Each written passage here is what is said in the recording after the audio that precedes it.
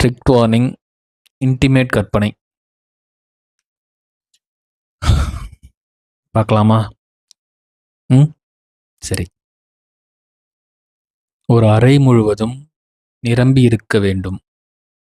நீ என்னோட பேரை தண்டோரா போடுற இசையால. ஒரு ஷெல்ஃபில் நீ சனிக்கிழமை தலைக்கு சியாக்கா தேய்ச்சி குளிச்சுட்டு பூ வச்சுட்டு வருவல்ல, அந்த வாசத்தால் நிரம்பி இருக்கணும்.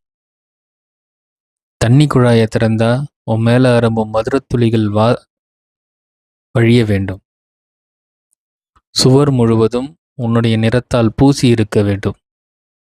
கண்ணாடியின் பட்டைகள் உன்னோட உதடு நிறத்தாலும் உன் உதட்டுச் சாயங்கள் நிறத்தாலும் இருந்திட வேண்டும். ஜன்னல் கம்பிகள் எல்லாம் உன் பற்கள் நிறத்தில் இருக்க வேண்டும். ஜன்னல் எல்லாம் நீ வெத்தலைப்பாக்கு போட்டு சிவந்த உன் நுனிநாக்கு நிறத்தில் வேண்டும். சட்டைகள் தொங்க ஒதுக்கப்பட்ட இருக்கும் இடத்தில் உன்னோட வாசத்தில் நிரம்பி இருக்கணும்.